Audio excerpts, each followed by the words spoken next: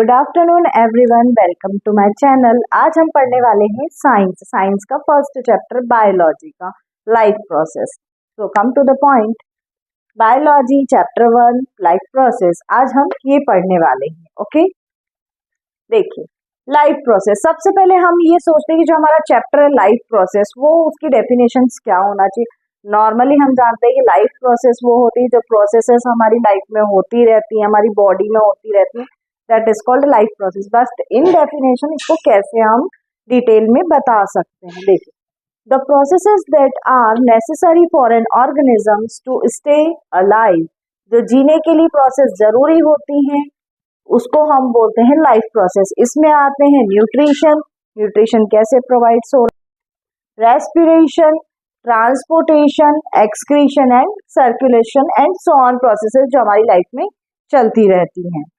अब उसके बाद आते हैं हम क्राइटेरियाज पे। क्या क्राइटेरियाज होते हैं लाइफ में?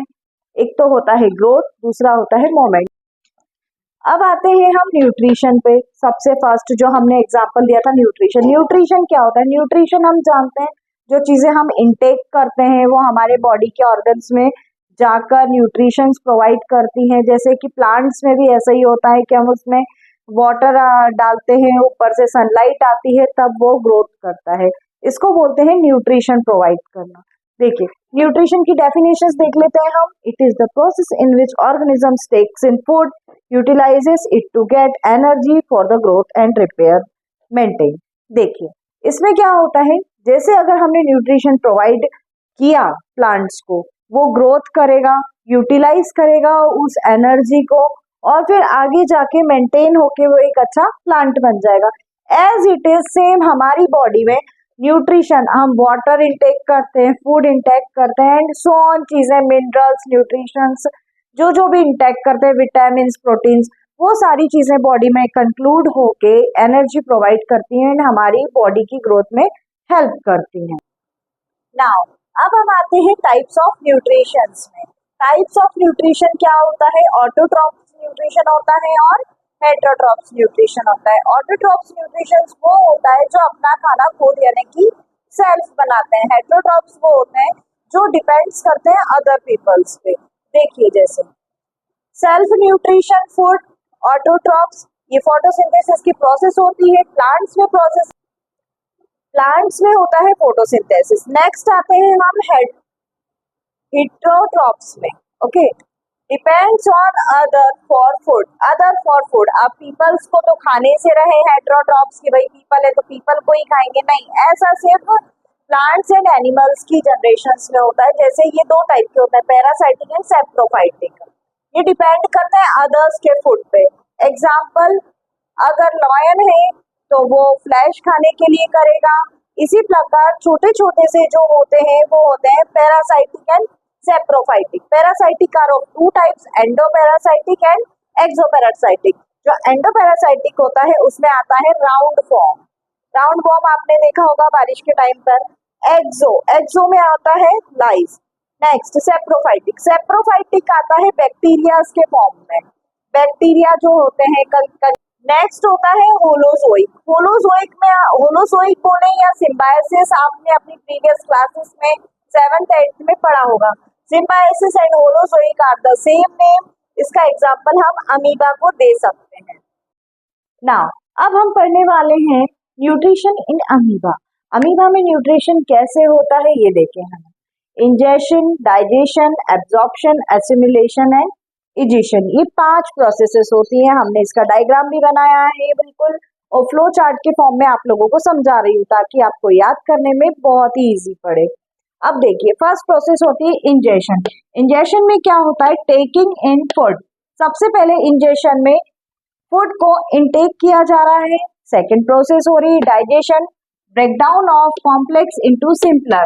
जो खाना हम खाते हैं या अमीबा जो फूड लेता है वो एक कॉम्प्लेक्स फॉर्म में होता है, उसको सिंपलर फॉर्म में कन्वर्ट करते हैं। किस प्रोसेस में? डाइजेशन की प्रोसेस में। नेक्स्ट प्रोसेस होती है absorption. Absorption is the process in which food is get absorb. ये हम शुरू से जानते हैं, चाइल्डहुड से पढ़ते आ रहे हैं, 6th 7th 8th क्लासेस में हमने पढ़ा है। देखिए, digestion of food diffused into the cytoplasm. सबसे पहले फूड डिफ्यूज किस में होता है? साइटोप्लाज्म। इस साइटोप्लाज्म के थ्रू ये फूड वैक्यूल्स में कन्वर्ट हो जाता है। देन प्रोसेस आती है आप assimilation. Assimilation is the process in which utilisation of a digested food from the body. जहां जरूरत है फूड की वहां पे हमारे बॉडी में उस फॉर्म में या मतलब उस फॉर्म में एनर्जी या ब्लड सेल्स में या जहां भी जरूरत होती है वहां पे पहुंच जाता है। अब देखिए egestion. Egestion is the process in which removing undigested food from the body.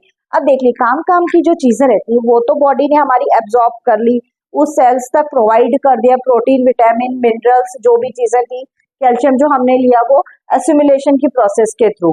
But उसके बाद बचा हुआ जो वेस्ट प्रोडक्ट है वो कहाँ जाता है, वो प्रोसेस में आता है इजेशन की, removing undigested food from the body. ऐसा फूड जो कि डाइजेस्ट होने के बाद वेस्ट में चला जाता है। एग्जाम्पल मैं आपको बताती हूँ, जैसे गन्ना, शुगर केन आपने देखा होगा, उसका जूस जब निकालते हैं तो शुगर केन का जब जूस निकल जाता है उसके बाद जो उसका छिलका या जो कचरा बचता है उसको हम वेस्ट प्रोडक्ट में फेंक देते हैं। As it is same food की प्रोसेस में भी यही होता है, removing undigested food.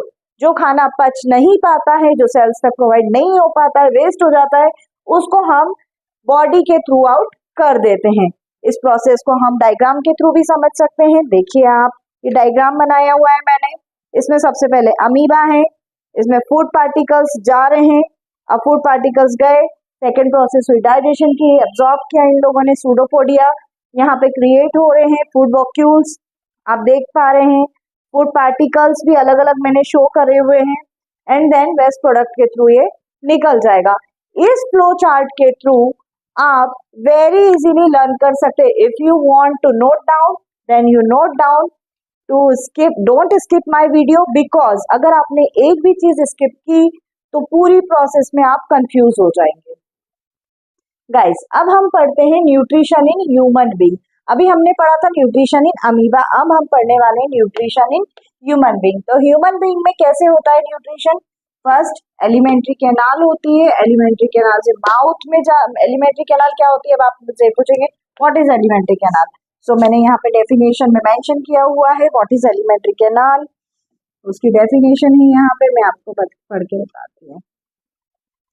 Long tube of an organ make a pathway for a food to travel through the body. That is called alimentary canal.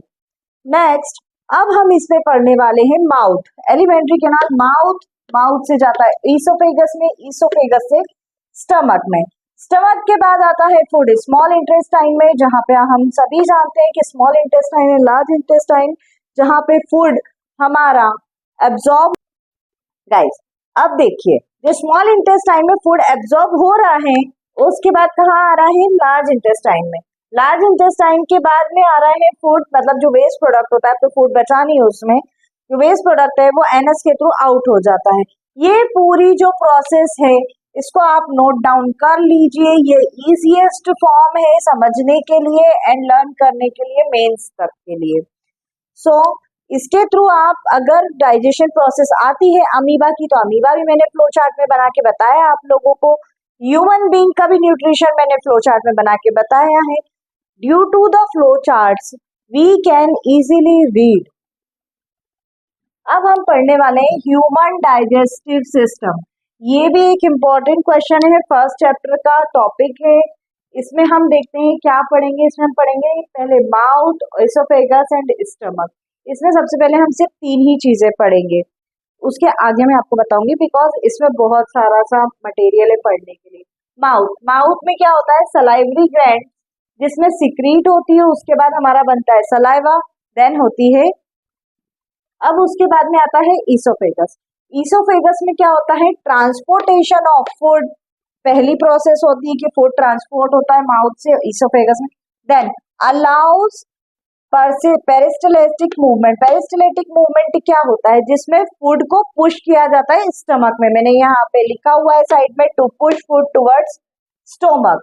Okay, अगर आपको function भी पूछते हैं ईसोफेगस के, then you will be right this, it is a very correct.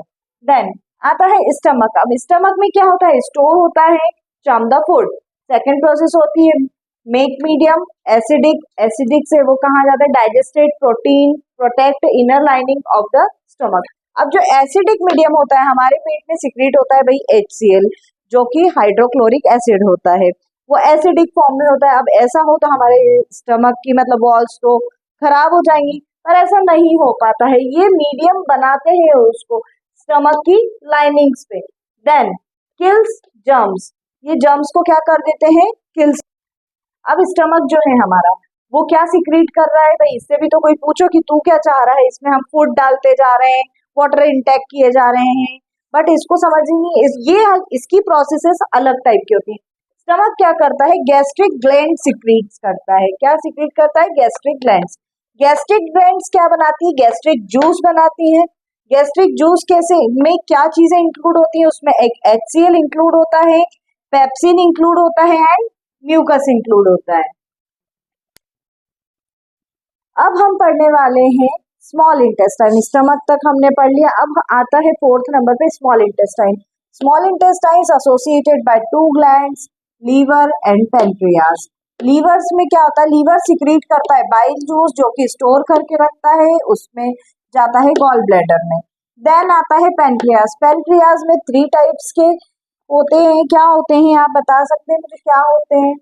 Pancreas में amylase, trypsin and lipase 3 types के enzymes होते हैं। ये एंजाइम्स हेल्प्स करते हैं डाइजेशन की प्रोसेसेस में। देन आता है villi. Villi just a finger like projections रहते हैं, inner wall of small intestine के अंदर रहते हैं, कंटेन करते हैं ये villi as provide large surface area to digested the food. Okay, that is called villi. And last आता है हमारा लार्ज इंटेस्टाइन। लार्ज इंटेस्टाइन क्या होता है, अगर आपसे कोई पूछे तो शॉर्ट नोट के फॉर्म में आप लिख सकते हैं, नो डाइजेशन टेक्स प्लेस। इसमें किसी टाइप का डाइजेशन नहीं होता है, इसमें सिर्फ एब्जॉर्प्शन ऑफ वाटर यानी H2O मॉलिक्यूल्स को सिर्फ ये एब्जॉर्ब करता है। लास्ट इसका एक और काम होता है, स्टोर वेस्ट अनडाइजेस्टेड फूड। मतलब जो वेस्ट प्रोडक्ट रहता है, मतलब कि अगर जो नॉन वेजिटेरियंस होते हैं तो नॉन वेज अगर इंटेक करते हैं तो वो 24 आवर्स में डाइजेस्ट नहीं होता है, वो मटेरियल भी ये स्टोर करके रखता है कि लॉन्ग टर्म में डाइजेशन के लिए। लास्ट में आते हैं हम एनस, जो खाना हमने मुंह से खाया है वो लास्ट एनस तक आ चुका है। अब माउथ टू एनस।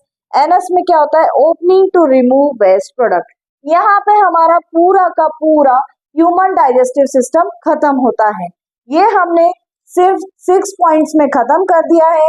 ओवरऑल हम इसमें ये बोल सकते हैं कि भाई हमको कैसे क्या करना है, कैसे हमको ह्यूमन डाइजेस्टिव सिस्टम को डिस्क्राइब करना है। आप मेरी वीडियोस के थ्रू इसको अपनी कॉपी में फ्लो चार्ट्स में लिख सकते हैं, समझ सकते हैं। आप पूरा डिस्क्रिप्शन याद करने के बाद एक बार फ्लो चार्ट देखेंगे तो and you will clearly in your mind कि हमको कहाँ पे क्या चीजें रखनी है, कहाँ पे क्या लिखना है, कितने पॉइंट्स बनाना है, किसके क्या फंक्शन बन सकते हैं। ये सारे कॉन्सेप्ट आपको वीडियोस में पॉज कर करके आप लिख लीजिए। अगर आपको कोई प्रॉब्लम आती है, you comment me on comment section. Like my video, subscribe my video. Thank you.